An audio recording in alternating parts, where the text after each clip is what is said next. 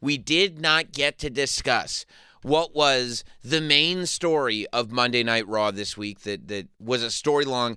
I would like to say that I love, and they would do this in the Attitude Era sometimes, when there is a single story that spans the entire episode of Monday Night Raw. When you have Monday Night Raw and it's like you have all these stories going on within the show, but then there is one overarching story that kind of bookends the whole thing. And to me, that was the story of Logan Paul. And we're left after Monday Night Raw wondering if Logan Paul is a part of the Vision. Now listen, I'm not the type to pat myself on the back, okay? When people give me a compliment, I go like this. Oh, stop it. I don't, but I will say, in this very unique, singular case, I did say Logan Paul should join the Vision months ago. I did. For what it's worth, I did say, this is even before the John Cena match. I think I said it before the John Cena-Logan Paul tag team match. I think I said it. I think I said it very early on that Logan Paul should join the Vision. And back then, the reason that I said Logan Paul should join the Vision is, number one, you can build to an eventual tension between Logan Paul and Seth Rollins. If Seth Rollins is at some point removed from the Vision, a babyface Seth Rollins versus a new leader of the Vision, Logan Paul, this was obviously way before Seth was injured, would be great. Seth as a babyface versus Logan as a heel would be an incredible match and an incredible story, more importantly. But also, because the whole idea of the Vision is this is our vision for the future of the industry. The reason this faction exists is to define the future of the industry and to define it on our own terms. And that was restated on Monday Night Raw this week when Paul Heyman was having the conversation with Jey Uso. And he told him, like, there's no more holding back. There's no more being patient. The Vision is here with a specific vision in mind, and if you're not part of that vision, we're going to run you over. I think when you're looking at crafting what the future of the wrestling industry is, of what the future of WWE is, what is the thing that makes Logan Paul a heel more than anything else? I believe what makes Logan Paul a heel is his insistence on the fact that he is a professional wrestler. That's the one thing that drives wrestling fans more loco than anything else that Logan Paul does. More than the brass knuckles, more than the ridiculous theme song, more than the Prime and just seeing Prime everywhere you look. It's Logan Paul saying he's a professional wrestler. It's Logan Paul telling Jelly Roll. I mean, that was what made the build to SummerSlam the best, was when Logan Paul said that Jelly Roll was an outsider and that the industry should not have people like him. It should be for people like Logan, professional wrestlers. Logan going out in the media and claiming that he is officially a full-time wrestler. And he goes, I am a full-time wrestler. And then you don't see him on TV for 2 months. And then he comes back after 2 months and he goes, well, no, I'm a full-time member of the roster. I'm full-time. This is what I do. I'm a professional wrestler. But with all that said, that fits perfectly into what the Vision is. That Logan sees himself not only as a full-time wrestler, but as the future of pro wrestling, as the next guy. And nobody else sees it because he's a heel. That's what makes him a heel. But for the Vision to co-sign that is, to me, it's just, it fits together perfectly. It's peas and rice. You know what I mean? People eat peas and rice. They don't like that. How about beans? Rice and beans? Okay, all right. Pollo con arroz? Okay, that's what we'll do. So, however, all that said, we don't have any confirmation that Logan Paul is in the Vision yet. Here's how it all went down. CM Punk is cutting his promo at the beginning of Monday Night Raw, and he's talking about all the people he's going to defend against and all the people who deserve shots, and he's bringing up Finn Balor, and he's bringing up J.D. McDonough, and he's bringing up people he wants to punch in the face. He's bringing up Braun Breaker and Bronson Reed. He's bringing up Dominic Mysterio, which I don't know why every time somebody wants to get over, they got to start shooting strays at Dominic Mysterio. That doesn't seem necessary, but hey. And then Logan Paul's music hits. Logan Paul makes the surprise comeback, gets in the ring, and says, I deserve a title match. And look, based on Logan Paul, he did lose. He lost to John Cena, and he won the tag match at SummerSlam. And he's won a lot more than he's lost. The idea that Logan Paul deserves a title shot is not so far outside the realm of possibility, right? It's at least a claim that can be made. I don't know if it would win on Subway Takes, but, I don't know if it's 100% agree, 100% disagree, but it's still a claim that is worthy of a discussion. So, he says, this is I deserve this, blah, blah, blah. Now here come the Vision. Paul Heyman, Braun Breaker, Bronson Reed, they all come out, right? And Paul Heyman refers to Logan Paul as a bitch without an owner, which, no man or woman wants to be called that. It's just not a kind thing to say. But that's what he said to Logan Paul. And he tells Logan Paul, get to the back of the line. He points to Bronson Reed and accurately points out Bronson Reed pinned the tribal chief Roman Reigns. Bronson Reed is next in line. Braun Breaker is the future of WrestleMania, which I love that they're going with that moniker because it's so specific. And when the payoff comes, when Braun Breaker main events a WrestleMania, and he absolutely will, it's going to be an everything counts situation. It's going to be, it was all building to this, and it paid off. But that's not even, I don't even think that's this. It might be WrestleMania 43 at the soonest, I think. But he says these are the next two guys in line. So, Logan, you're not even at the back of the line. You're at the back of the line that starts at the end of this line. So you need to get out of the ring. And Logan Paul, he doesn't like that. He's not getting out of the ring. And then CM Punk says, listen, there's two of you. If you're going to get in the ring and fight, let's fight. But Logan, if you got two choices to make right now. Either you're going to fight with me or you need to get out of here because a fight's about to go down. And Logan Paul gets out of there. Oh, boo, boo, boo. CM Punk gets jumped by the Vision. And Logan Paul decides to turn around. Logan Paul gets back in the ring. Logan Paul's got a chair. And while you're waiting for the other shoe to drop, there's also this moment where you're like, because at first I go, yeah, whether Logan Paul is joining the Vision or not, the idea that Logan Paul would fight with the Vision is conceivable. And then all of a sudden, but even before that, the idea that Logan Paul and CM Punk would fight each other is great. So Logan Paul is the exact opposite of CM Punk.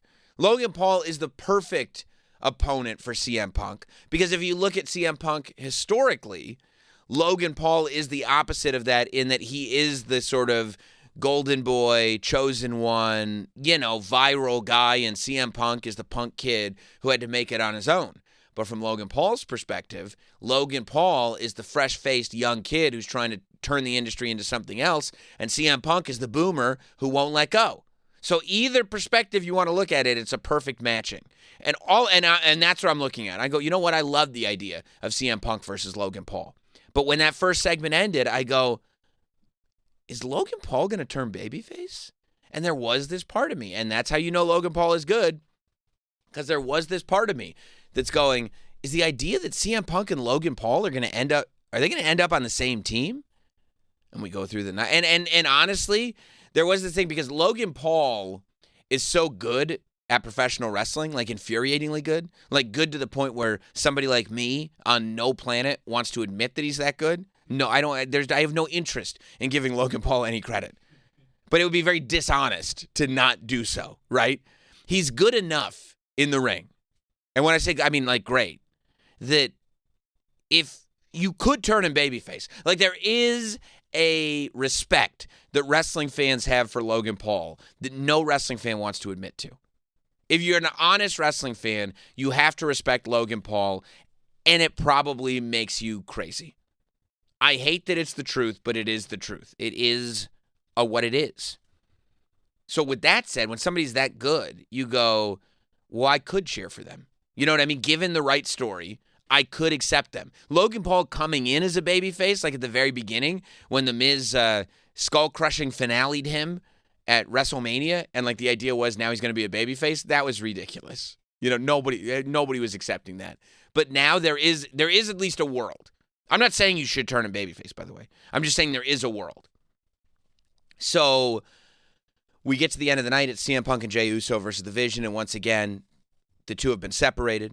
Jey Uso gets his butt kicked. Now CM Punk's getting his butt kicked, and here comes Logan Paul to make the save. Logan Paul runs in the ring. CM Punk's got a chair. Now, the Vision doesn't like chairs. Anytime somebody gets in the ring with a chair, the Vision goes, no, not today. No. But this time, they were like, we got to stop doing that. You know what we should get? Chairs of our own. So they go and they get their own chairs, right? And then they get their chairs, they get in the ring, and here comes Logan Paul. Logan Paul's got his brass knucks, okay? And he's looking at him, and CM Punk's got a chair, and Logan Paul's got brass knucks, and then, of course, Logan Paul turns around and knocks out CM Punk. And then all of a sudden, Paul Heyman stops the Vision from going after him. He stops him, but it was so great. Off mic, Paul Heyman just goes, if he hits me, kill him, which is such a great line. Like Heyman realizing that he does not have control of the situation, but he's trying to see how this thing plays out. You know what I mean? And that's Paul Heyman to a T. Let me see how it plays out, and we'll just figure out how we end up on top.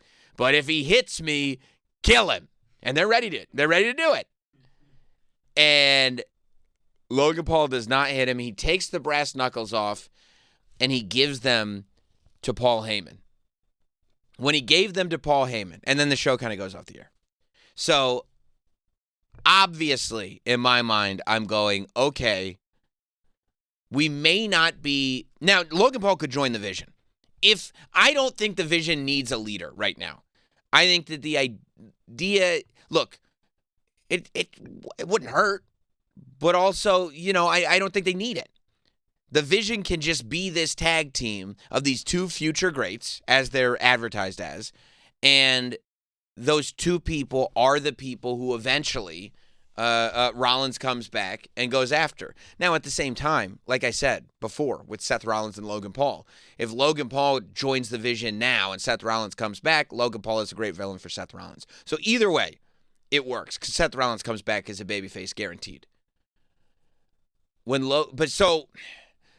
There's nothing about that segment that makes me go Logan Paul is in the Vision. There is something about that segment that makes me go Logan Paul is cooperating with the Vision.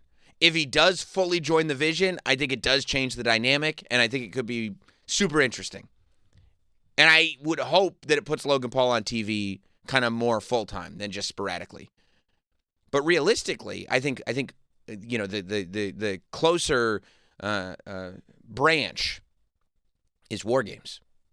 I think that's what you're looking at, is the assembly of a War Games team. And who knows if we're going to see Brock Lesnar or not. But in that initial segment, in the first segment of Raw, I said, can you imagine if Logan Paul and CM Punk are on the same War Games team? Like maybe Logan Paul is going to be on the babyface War Games team. Maybe they're structuring this thing where everybody is fighting each other to try to get that shot at CM Punk because the division is so competitive. And then, no, CM Punk gets laid out. You overthought it again, Roberts. I said, okay.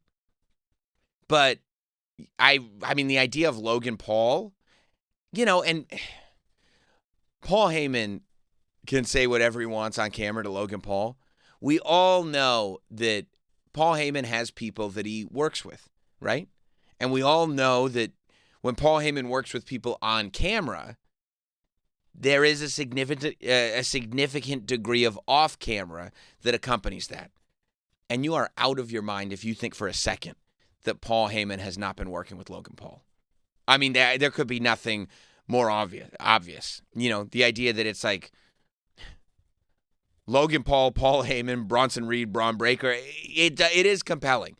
But I think that there is this twist where Logan Paul is kind of a pseudo-Heyman guy.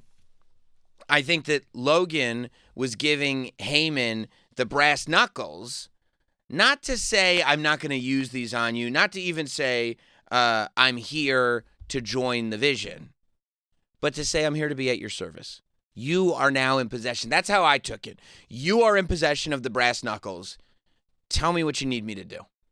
Maybe this recognition that, yeah, I do want to be world heavyweight champion. And yeah, I do want to take that title off CM Punk, but I recognize that the best way to do it is not to try to fight you guys on this, but to be on the same team. Let's all have one similar common goal. And I think that that's what played out, right? I think that the idea of a War Games team where you have Braun and Braun, you have Logan Paul, I mean, I really hope they bring Brock Lesnar in for War Games. It would just amp up War Games so significantly because I think on the other side, I think CM Punk and Jey Uso are going to be the two people that are building this babyface team on the other side. And I think the idea of having Logan Paul in the match, the idea of having Brock Lesnar in the match is what brings in a Roman Reigns into this match. That level of star power on the other side is what brings in a Roman Reigns. And I think Roman Reigns being on this War Games team and the War Games team on the babyface side being similar to the War Games team that was assembled last year, I think that's how you breadcrumb your way to a WrestleMania match between CM Punk and Roman Reigns. That, to me, the WrestleMania match is Punk and Reigns right now, and that could change. But I do think that Logan Paul is in this position where it's like, I'm not necessarily in the vision, but I'm not necessarily not in the vision. You know, and now now you're left with Paul Heyman, who's got this decision of like, you know, he was ready to fight Logan Paul when he thought that Logan Paul was going to get in the way of the vision because what did he say?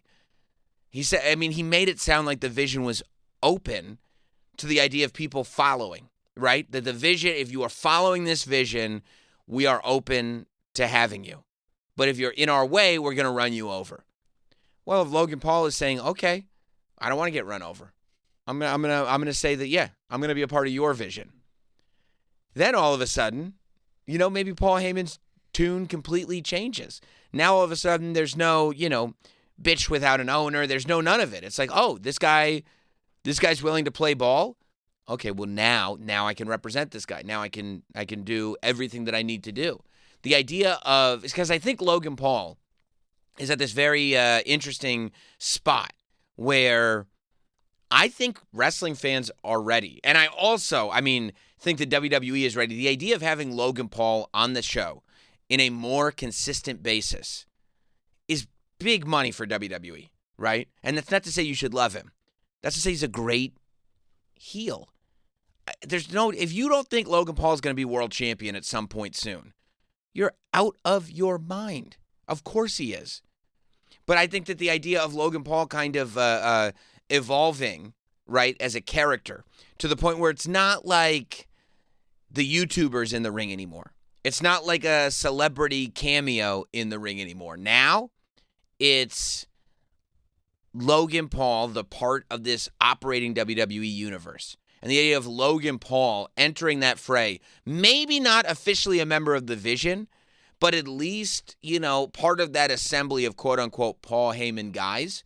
The idea that Logan Paul, by kind of acquiescing to the Vision and becoming a tool at Paul Heyman's disposal, makes him a sort of at least adjacent Paul Heyman guy. I think that's where you start operating in this space of like, oh, like Logan Paul is telling a story, and it's a story that is relevant to everything else that's going on this show. And maybe that means joining the Vision, but I don't think it has to.